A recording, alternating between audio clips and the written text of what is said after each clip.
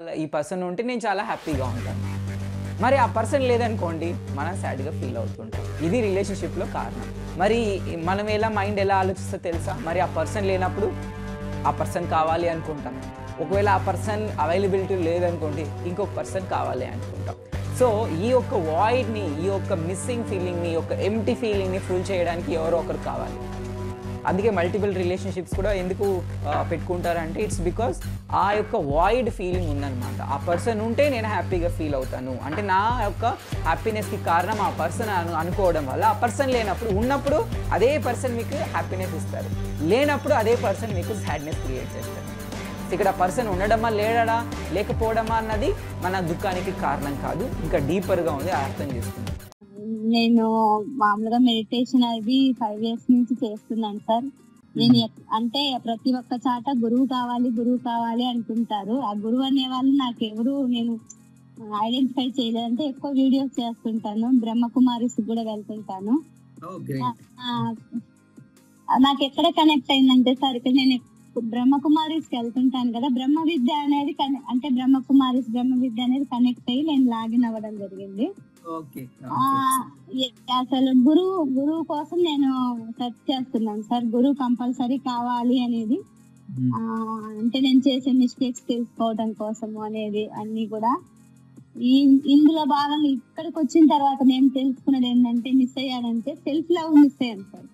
అసలు అన్ని చేస్తున్నాను, మెడిటేషన్ చేస్తున్నాను, అన్ని చేస్తున్నాను కానీ సెల్ఫ్ లవ్ అనేది మిస్ అయ్యాను.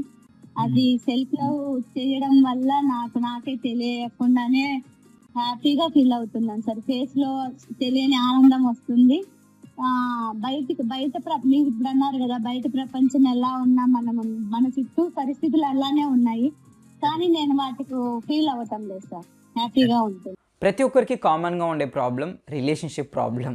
ఏంటి అంటే ఏదర్ ఇంట్లో కావచ్చు, ఇంట్లో అంటే వైఫ్ అండ్ హస్బెండ్ కావచ్చు, లేకుంటే పేరెంట్స్కి పిల్లలకి, లేకుంటే అత్త కోడళ్ళకి, లేదా బయట అయితే ఫ్రెండ్స్కి, లేదంటే బయట కొలీగ్స్కి, ఇలా ఎక్కడో ఒక చోట రిలేషన్షిప్ ప్రాబ్లం అయితే డెఫినెట్గా ఉంటుంది. రిలేషన్షిప్ ప్రాబ్లం లేకుండా ఎవరు ఉండనమాట. సో మరి ఈ రిలేషన్షిప్కి గల కారణం ఏంటి? ఈ ప్రాబ్లమ్స్కి ఎందుకు మనము అదే పర్సన్ ఒకప్పుడు మనకి హ్యాపీనెస్ కారణమైతే మరి ఇంకొకప్పుడు అదే పర్సన్ మన దుఃఖానికి, మన యొక్క బాధకి కారణమవుతారు. ఎందుకు? ఎప్పుడైనా మీరు ఈ క్వశ్చన్ ఆలోచించారా? అవును కదా, ఒక్క టైంలో అదే పర్సన్ నాకు హ్యాపీనెస్ ఇచ్చారు, మరి ఇప్పుడు అదే పర్సన్ నాకు సాడ్నెస్ ఇస్తున్నారు. పర్సన్ అదే పర్సనే, మరి ఏం మారింది? ఆ పర్సన్ మారారా లేకుంటే నేను మారిపోయానా? ఈ క్వశ్చన్స్ అన్నీ ఆన్సర్ తెలుసుకుందాం. సో ఈ వీడియో అనేది చివరి వరకు చూడండి. సో రిలేషన్షిప్స్ మెయిన్లీ ప్రాబ్లమ్స్ అన్నీ క్రియేట్ అవ్వడానికి ఒక్క కారణం ఏంటి అంటే ఎయిదర్ మన హ్యాపీనెస్కి వాళ్ళే కారణం అనుకుంటాం, లేదా మన సాడ్నెస్కి వాళ్ళే కారణం అనుకుంటాం. ఇలా ఎప్పుడైతే మనం హ్యాపీనెస్కి వాళ్ళే కారణం అనుకుంటాం అనుకోండి, వాళ్ళు లేనప్పుడు మనం సాడ్గా ఫీల్ అవుతూ ఉంటాం. ఇది మీ లైఫ్లో జరుగుతుంటుందా లేదా? ఎస్ అయితే కమెంట్ సెక్షన్లో ఎస్ అని రాయండి. నా లైఫ్లో అయితే చాలాసార్లు జరిగింది. ఈ పర్సన్ ఉంటే నేను చాలా హ్యాపీగా ఉంటాను. మరి ఆ పర్సన్ లేదనుకోండి మనం సాడ్గా ఫీల్ అవుతుంటాం. ఇది రిలేషన్షిప్లో కారణం. మరి మనం మైండ్ ఎలా ఆలోచిస్తుందో తెలుసా? మరి ఆ పర్సన్ లేనప్పుడు ఆ పర్సన్ కావాలి అనుకుంటాం. ఒకవేళ ఆ పర్సన్ అవైలబిలిటీ లేదనుకోండి ఇంకొక పర్సన్ కావాలి అనుకుంటాం. సో ఈ యొక్క వాయిడ్ని, ఈ యొక్క మిస్సింగ్ ఫీలింగ్ని, ఈ యొక్క ఎంప్టీ ఫీలింగ్ని ఫుల్ చేయడానికి ఎవరో ఒకరు కావాలి. అందుకే మల్టిపుల్ రిలేషన్షిప్స్ కూడా ఎందుకు పెట్టుకుంటారంటే ఇట్స్ బికాస్ ఆ యొక్క వాయిడ్ ఫీలింగ్ ఉందన్నమాట. ఆ పర్సన్ ఉంటే నేను హ్యాపీగా ఫీల్ అవుతాను. అంటే నా యొక్క హ్యాపీనెస్కి కారణం ఆ పర్సన్ అనుకోవడం వల్ల ఆ పర్సన్ లేనప్పుడు ఉన్నప్పుడు అదే పర్సన్ మీకు హ్యాపీనెస్ ఇస్తారు.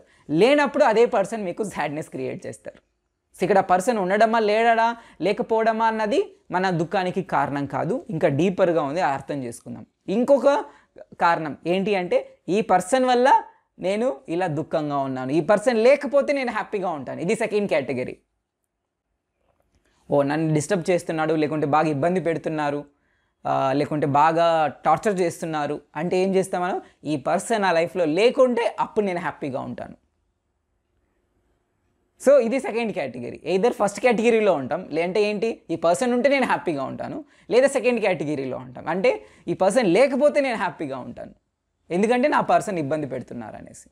మరి ఆ పర్సన్ ఉన్నంత వరకు మనం హ్యాపీగా ఉండం, ఆ పర్సన్ వెళ్ళిపోయిన తర్వాతనే హ్యాపీగా ఉంటాం. మరి దీనికి కారణం ఏంటి?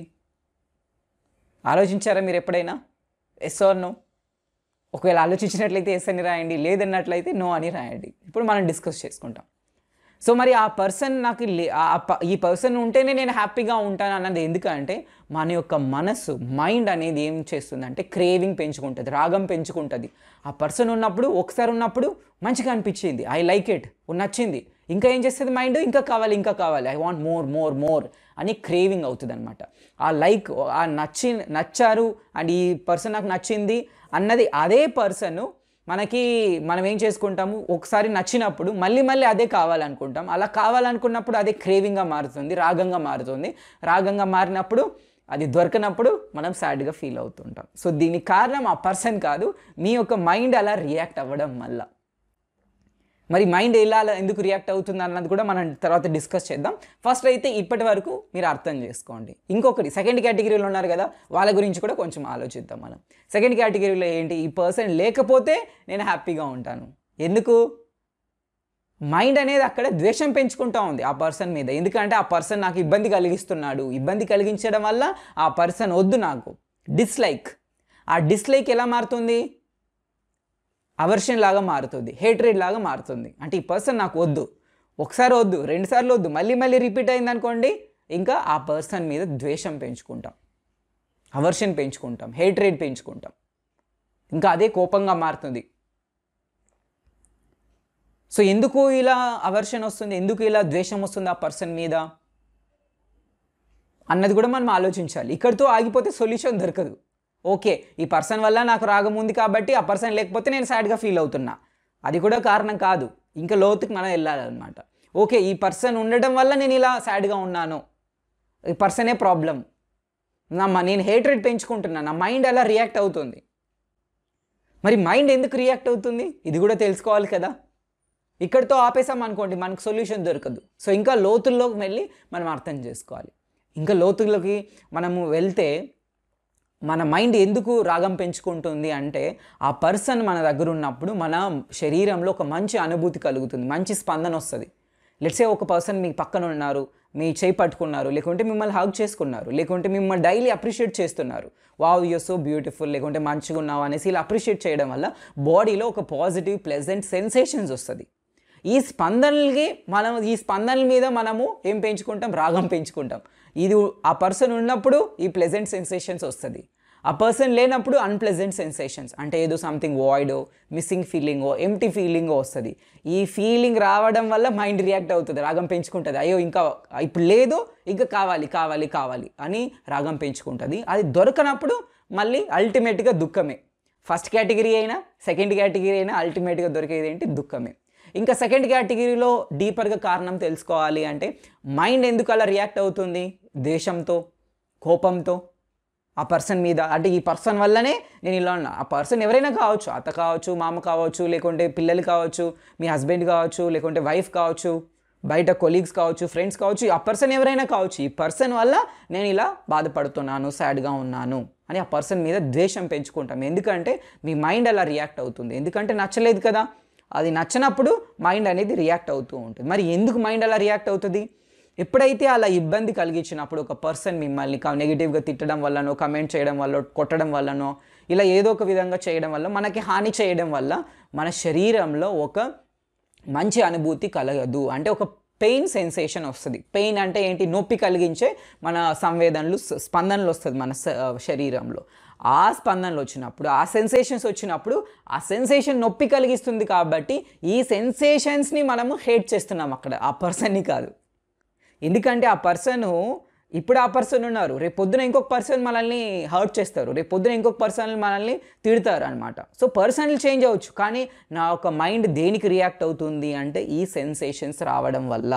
మరి ఈ సెన్సేషన్స్ ఎందుకు వస్తున్నాయి? ఆ పర్సన్ ఉంటే ఈ ఒక అన్ప్లెజెంట్ ఎక్స్పీరియన్సెస్ రావడం వల్ల ఈ బాడీలో నొప్పి కలుగుతుంది, పెయిన్ సెన్సేషన్స్ వస్తున్నాయి. ఈ పెయిన్ సెన్సేషన్ రావడం వల్ల నా మైండ్ అనేది హేట్రేడ్ పెంచుకుంటూ ఉంది. ఇది ఆ పర్సన్ వల్ల కాదు, ఇంకా మీరు వెనక్కి వెళ్తే అలా ముందు ఎవరైతే మిమ్మల్ని అలా హర్ట్ చేశారో ఈవెన్ ఆ పర్సన్స్ మీద కూడా సేమ్ హేట్రెడ్, అదే ద్వేషం ఉంది. ఎందుకంటే మీ బాడీలో నొప్పి రావడం వల్ల, ఈ పెయిన్ఫుల్ సెన్సేషన్స్ రావడం వల్ల మైండ్ అలా రియాక్ట్ అవుతుంది. దీన్నే మనం సంస్కారాలు అంటాం, habit pattern of the mind. దీన్ని మనం బ్రేక్ చేస్తే ఎందుకంటే ఇవన్నీ మన శరీరంలోనే జరుగుతున్నాయి. దీన్ని మనం బ్రేక్ చేయకపోతే మేబీ ఈ పర్సన్ హర్ట్ చేసే వాళ్ళ నుంచి మీరు దూరంగా విడిపోయి దూరంగా వెళ్ళొచ్చు. రేపు పొద్దున్న మరి అలాంటి హర్ట్ చేసే పర్సన్ అలా వచ్చినట్లయితే మళ్ళీ మీరు అలానే ఫీల్ అవుతూ ఉంటారు.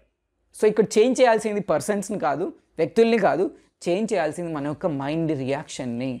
ఎప్పుడైతే ఇక్కడ మనం స్టాప్ చేస్తామో మన కర్మలన్నీ కూడా ఇక్కడితో మనం బ్రేక్ చేయొచ్చు.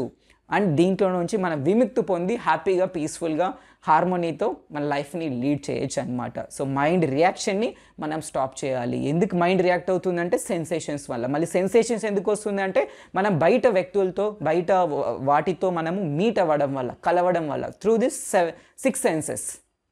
ఓకే, పంచేంద్రియాలు కాకుండా మన మనస్సు అంటే ఆలోచనలు అనే ఈ యొక్క ఇంద్రియము ప్లస్ ఒక 5 పంచేంద్రియాలు కలిస్తే 6 అవుతాయి. ఈ ఇంద్రియాల ద్వారా మనం బయట ఏదో విన్నాం నెగిటివ్ పర్సన్, ఆ పర్సన్ తిట్టాడు లేదా మనల్ని కొట్టారు టచ్ చేయడం వల్ల, అలా మనకి ఇబ్బంది కలగడం వల్ల మైండ్లో రియాక్షన్ స్టార్ట్ అయింది. ఇలా ఒకసారి స్టార్ట్ అయిందా, ఆ పర్సన్ ఉండడం బట్టి అలా అయిందా అంటే నో. అంతకుముందు ఎన్నో సార్లు నుంచి, ఎన్నో జన్మల నుంచి ఈ ప్యాటర్న్ అనేది అలానే కంటిన్యూ అవుతుంది. మరి ఈ ప్యాటర్న్ని ఎప్పుడు బ్రేక్ చేయాలి? బ్రేక్ చేద్దామా వద్దా?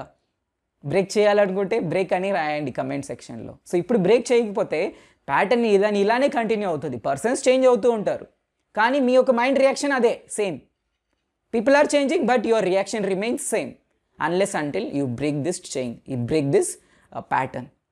అలా బ్రేక్ చేయాలనుకుంటే ఇంకా మీరు డెప్త్గా నేర్చుకోవాలి. ఎక్కడ బ్రేక్ చేయాలి, ఎందుకు ఇవన్నీ క్రియేట్ చేస్తున్నారు, నేను ఎందుకు ఇవన్నీ ఫేస్ చేస్తాను, నేను ఎందుకు ఇలా ఫీల్ అవుతున్నా, నా మైండ్ ఎందుకు ఇలా రియాక్ట్ అవుతుంది, ఇంకా మీరు డీటెయిల్గా నేర్చుకోవాలి అనుకుంటే సో కింద ఉన్న లింక్ యూజ్ చేసి క్లాసెస్ జాయిన్ అవ్వండి. లేదా కనిపిస్తున్న నంబర్కి కాల్ చేసినట్లయితే మీరు పర్సనల్ అపాయింట్మెంట్ కూడా తీసుకోవచ్చు. అండ్ ఎస్పెషల్లీ రిలేషన్షిప్ కాన్సెప్ట్ అనేది చాలా మందికి చాలా పర్సనల్, చాలా సెన్సిటివ్ విషయాలు కాబట్టి సో డెఫినెట్గా మీరు కన్సల్టేషన్ తీసుకోవచ్చు.